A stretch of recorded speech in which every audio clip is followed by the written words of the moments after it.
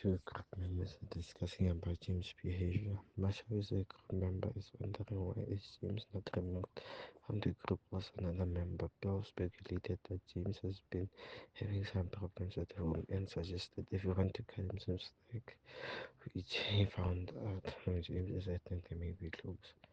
Masha thinks that James should be kicked out from the group as he is not being consistent, but she doesn't know what the problems are making James have this unusual behavior. James communicates with the leader that he doesn't have his section finished and probably won't be able to finish them before the meeting as he needs more time. James communicates with the group leader that he needs more time because he won't finish his sections before the meeting. As with his problems overlaying, it takes him much time to focus on work as the problems took a toll on him. James could have gone to the group leader and had notified the leader about the problems even though he just kept communication with the leader to let him or her know what is going on due to this unusual behavior. Instead of telling Bill, he didn't let everyone know as soon as he knew.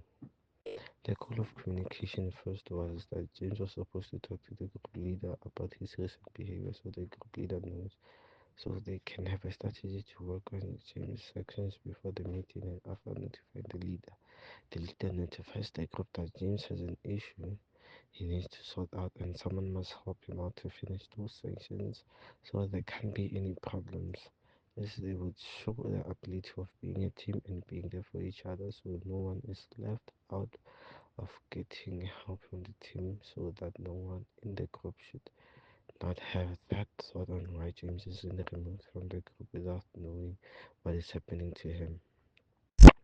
James communicated with the leader, letting him know he needs more time to finish his sections and he won't be able to finish the project, his side of the project, as the leader should give him more time to finish his sections as he knows that James was going through at the time. The goal of communication the is that a team was supposed to help out a friend in need with work inside of not knowing what is with his behavior and going to ask and learn what is wrong.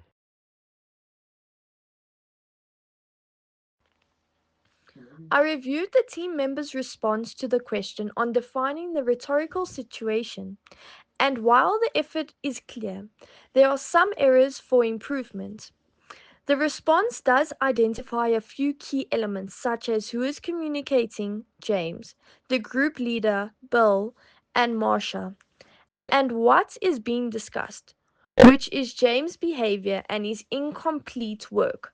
However, the response lacks structure and includes a lot of repetition, which makes it difficult to follow the main points. One important element that was missing is the how the communication took place, whether it is verbal, written, or in person.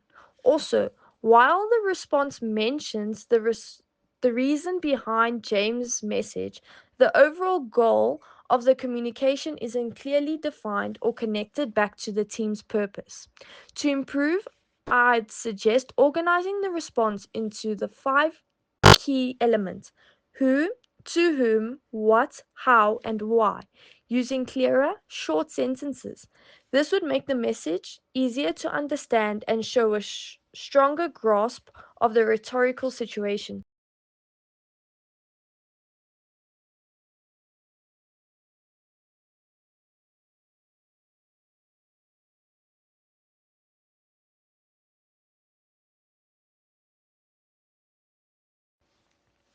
In this scenario, several communication errors stood out, particularly in how James interacted with the group.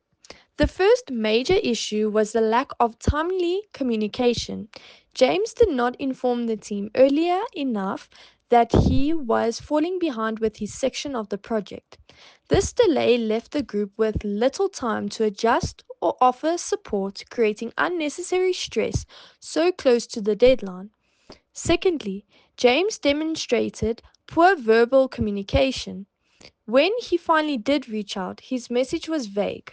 He said, quotation, probably won't be able to finish, end quotation, which reflects a lack of clarity and commitment.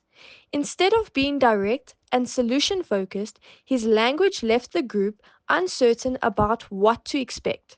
Another issue was nonverbal communication. James often arrived late to meetings and came unprepared. While he may not have said anything wrong directly, his actions sent a message of disinterest or even disrespect. These nonverbal cues can be just as damaging as spoken words, especially when working in a team setting where morale matters.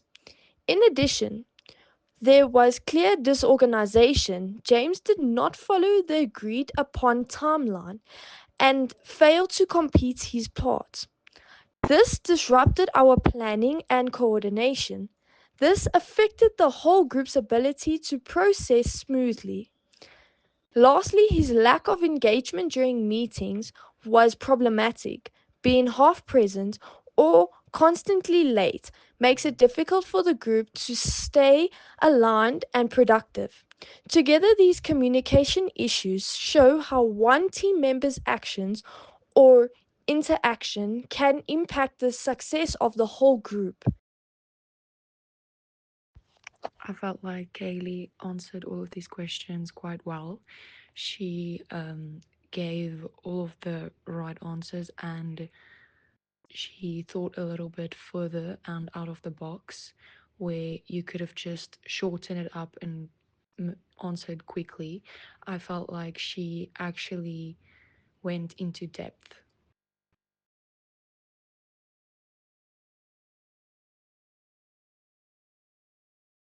Poor verbal and nonverbal communication can lead to significant negative consequences in both social and professional settings.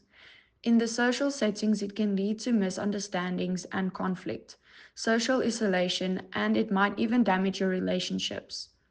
You might misunderstand the situation not using verbal communication, that is, using unclear words that might be misleading, that leads to arguments and damage your relationships. Non-verbal communication is communication that portrays your body actions, that is negative body language, like for instance, rolling your eyes.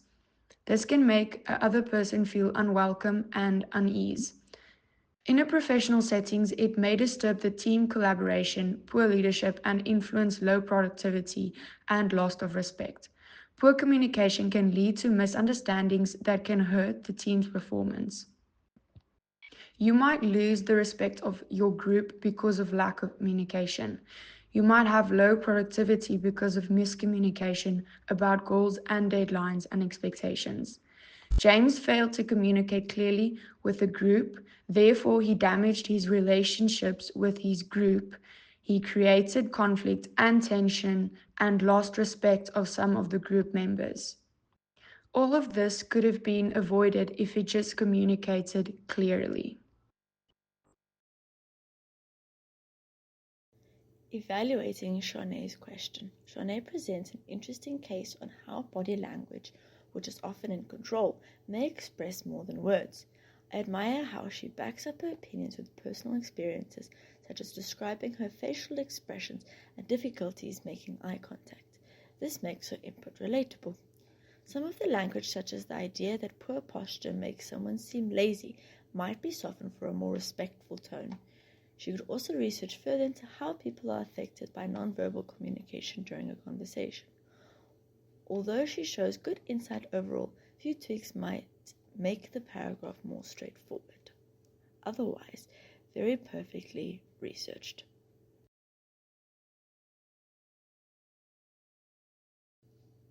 A number of precautions may have been taken to avoid problems similar to the one that James faced. First, it helped to remove confusion and create responsibility by outlining roles, responsibilities, and timelines at the beginning. Weekly progress updates or regular check-ins would have allowed the team to see issues early and adjust tasks when necessary. Increasing open communication is also important because when team members are comfortable sharing issues, the group can change and help them before deadlines are impacted. Another key strategy is a contingency plan. Having stand-ins for key positions, such as the introduction, makes sure that the project can continue without a pause, even in the event of a person's absence. Also, giving important tasks to reliable teammates increases the possibility that they will be finished on time. Team members checking in on each other's work through a buddy system may encourage interpersonal motivation and collaboration, which can help individuals who might be having problems. Using these strategies would result in a more resilient and solid team, less stress at the last minute, and more effortless execution, with other advantages. They would also maintain the group's reputation and the leader's trustworthiness. Above all, they strengthen learning, time management, and social skills, all of which are important for success in school and the workplace. Being aware of James's issues could have led to assistance or a work allocation far in advance of the due date. By putting these preventative measures in action, you can help the group succeed and create a supportive, happy team atmosphere where everyone gets involved productively.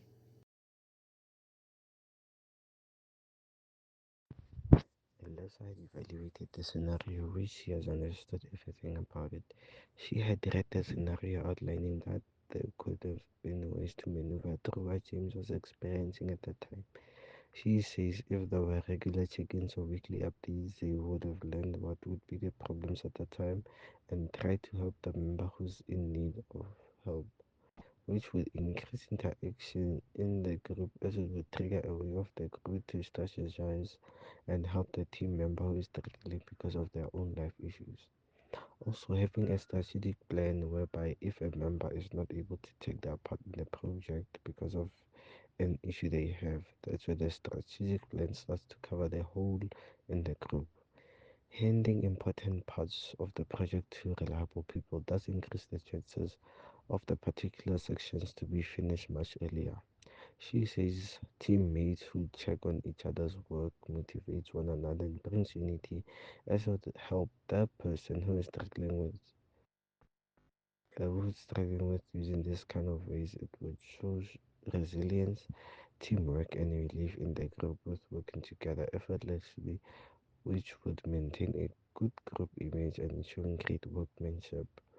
I agree that everything that is said here is executed well and that it is true as it could be the other way to help a struggling person in their group without throwing them under the bus, but giving them a support and help they need from their group, as it would keep productivity and a healthy group relationship.